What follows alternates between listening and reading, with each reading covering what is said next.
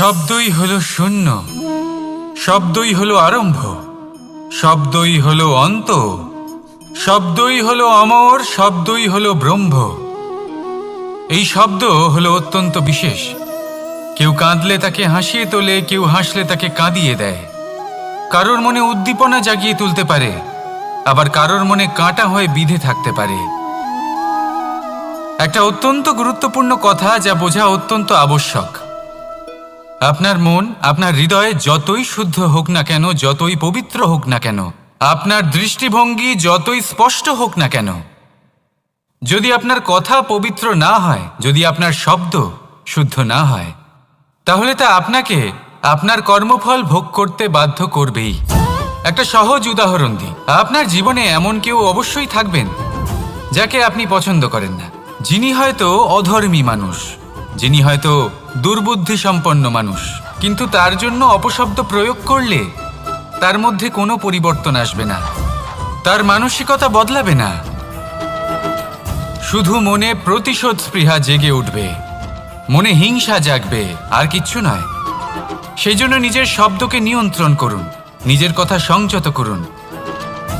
শ্রেষ্ঠ থেকে শ্রেষ্ঠতর মানুষকেও সাবধানী হতে হয়, কারণ যদি এই শব্দের প্রয়োগ সঠিক না হয়, তাহলে আজীবন মানুষকে নির্বাক হয়ে থাকতে হতে পারে।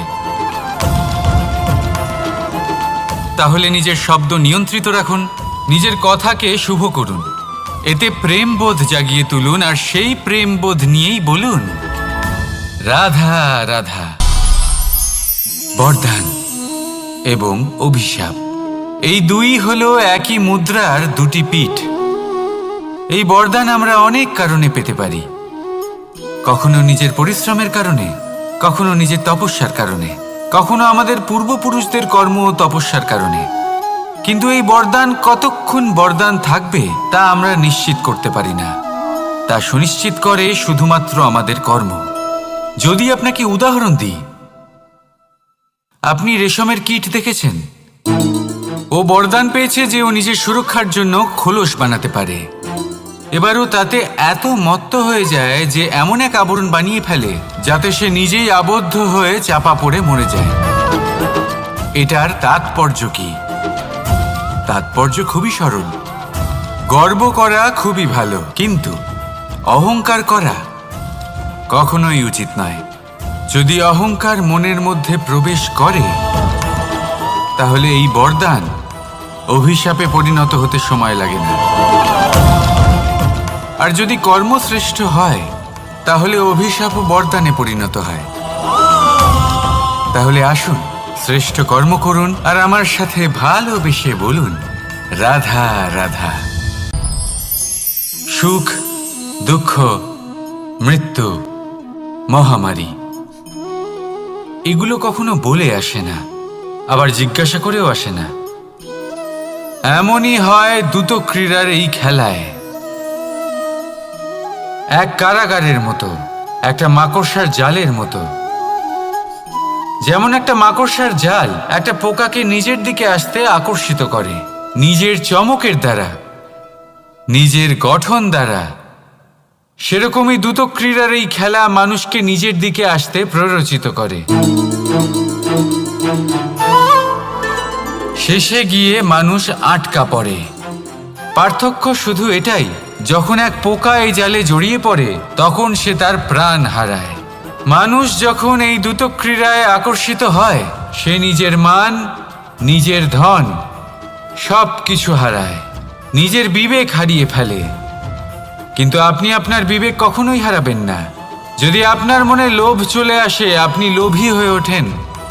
যদি আপনি দ্রুত ক্রীড়ার এই খেলায় আটকা পড়েন, তাহলে মনে রাখবেন, এই খেলা থেকে ফিরে আসা প্রায় অসম্ভবই বলা যায়।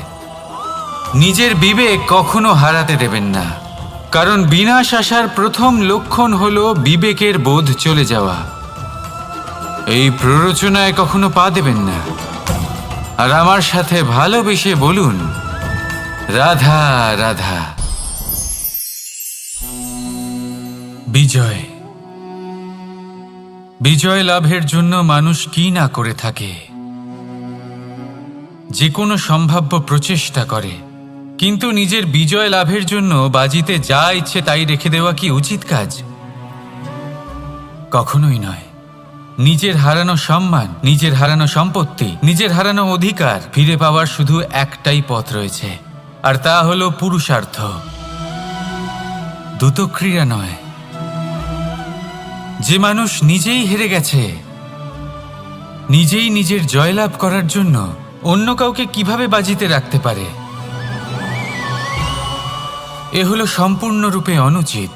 অনেক সময় অনেক ধন লাভ করার জন্য, অনেক সম্পত্তি লাভ করার জন্য আমরা নিজের আসল ধন, আমাদের আপনজন, তাদেরকে হারিয়ে ফেলতেও প্রস্তুত হয়ে যাই। এটা একেবারেই উচিত নয়। যত বড়ই সংকট আসুক না কেন, আমাদের আপনজনদের আমাদের সাথেই রাখা উচিত। নিজের বিজয়ের জন্য ওনাদের বাজি রাখা ঠিক নয়। এই ভুল কেউ একজন করেছেন, আপনি তা ভুলেও করবেন না। রাধা রাধা। নারী জন্মসূত্রে কারোর কন্যা, ধর্মসূত্রে কারোর পত্নী, আর কর্মসূত্রে কারোর মা। আমাদের মনে এই ছবি আঁকা রয়েছে একজন নারীকে নিয়ে, তাই না? একটা অতুলনীয় ভূমিকা রয়েছে নারীদের আমাদের জীবনে, আর নারী ছাড়া আমরা কিছুই নই। কিন্তু অধিকার, সেখানে আমরা একটা ভুল করে বসি। যখন নারী একজন কন্যা থাকে, যখন সে জন্ম নেয়, তখন তার ওপর অধিকার থাকে তার পিতার। আর তারপর যখন বিয়ে হয়ে যায়, তখন তার অস্তিত্বের ওপর অধিকার থাকে তার স্বামীর। আর যখন তিনি মা হন, তখন নিজেই তিনি জীবনের সমস্ত অধিকার দিয়ে দেন তার সন্তানকে। কিন্তু আমরা কি কখনো এটা ভেবেছি এই জীবন হলো তার নিজের? যে নারী সবার কল্যাণ করছেন, তার জীবনের অধিকারও তার কাছেই থাকা উচিত, তাই না? তার নিজের জীবনের সিদ্ধান্ত সে নিজেই নিতে পারেন, নিজেই নিজের ভাগ্যের রচয়িতা হতে পারেন। আর এর জন্য আমাদের নিজেদের পাল্টাতে হবে, দৃষ্টিভঙ্গি পাল্টাতে হবে। কারণ এই ধারণা সেটা আজ বা কালকের ব্যাপার নয়, এটা ঘটে চলেছে বহু বছর ধরে, আর চলতেই থাকবে যদি আমরা এটা না বদলাই। আর এটা তখনই সম্ভব হবে যখন আমরা নিজেদের মধ্যে পরিবর্তন আনব। তাই আজকের পর থেকে, এই মুহূর্ত থেকে, কোনো নারীর ওপর অকারণ অধিকার স্থাপনের আগে সহস্রবার ভেবে দেখবেন। কারণ যখন নারী নিজের অধিকার কেড়ে নিতে বাধ্য হবেন, তখন শুধু এবং শুধুমাত্র বিনাশই ঘটবে।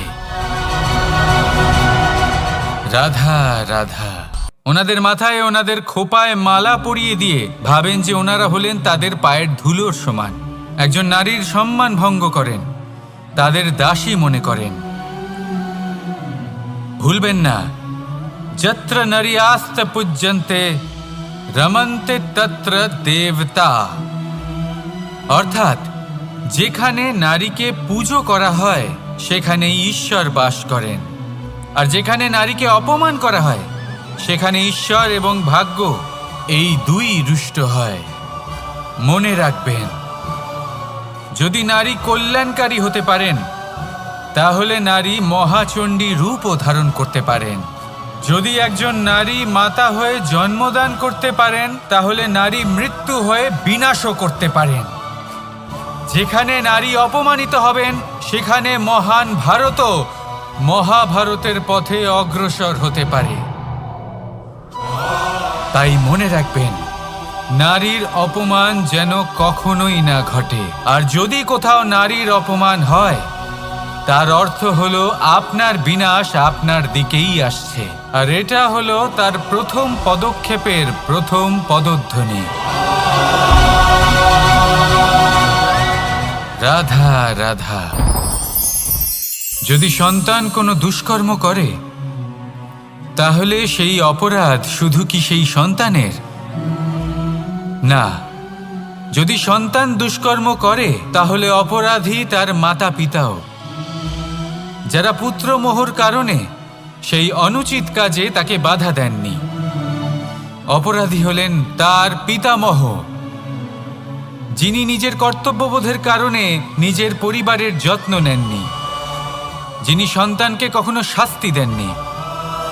অপরাধী হলেন তার সেই গুরুও, যিনি নিজের শিষ্যের সেই দুষ্কর্ম দেখেও তাকে প্রতিহত করতে পারেননি।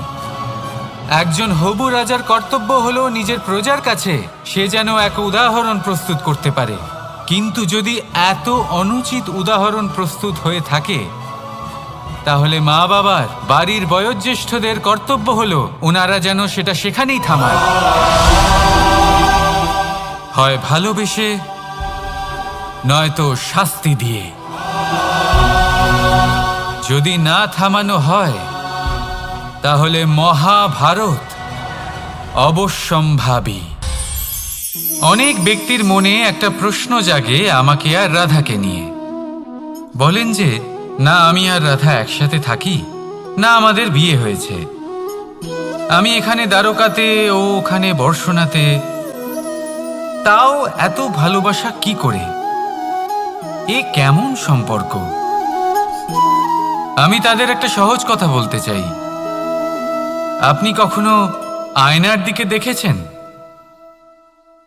নিজের দুই চোখের দিকে তাকিয়ে জিজ্ঞাসা করুন, এই দুই চোখ একসাথে কেন বন্ধ হয়, একসাথে কেন খোলে, একসাথে কেন ঘুমোয়, একসাথে কেন কাঁদে? আজীবন কোনো এক মানুষের সাথে সম্পর্ক রাখা অবশ্যই সম্ভব, তাদের সাথে দেখা না করে। আমার আর রাধার ভালোবাসাও কিছুটা এরকমই, আর কিছুটা এরকমই হয় ভালোবাসা দুই নয়নের মতো, যারা কখনোই মিলিত হবে না কিন্তু চিরকালের জন্য একসাথে জুড়ে থাকবে। এই অনুভূতি নিঃস্বার্থ হয়, আর এই নিঃস্বার্থ ভালোবাসা আপনাকে আনন্দের পথে অগ্রসর করে। জীবনে সবসময় নিঃস্বার্থভাবে ভালোবাসুন, শুধুমাত্র আনন্দই পাবেন। তাহলে আসুন আমার সাথে নিঃস্বার্থভাবে ভালোবেসে বলুন, রাধা রাধা। মানুষ, কোনো ব্যক্তির নির্মাণ হয় কিভাবে? কেউ বলবেন পঞ্চতত্ত্বের দ্বারা, কেউ বলবেন আত্মা, দেহ ও চেতনার দ্বারা, কেউ বলবেন ঈশ্বরের কৃপার দ্বারা, তো কেউ বলবেন এই প্রকৃতির পরীক্ষার দ্বারা। না, মানুষের নির্মাণ হয়ে থাকে বিশ্বাস দ্বারা। ব্যক্তি তখনই গড়ে ওঠেন যখন ব্যক্তিত্ব থাকে, ঠিক কিনা? আর ব্যক্তিত্ব তখনই হবে আর সেরকমই হবে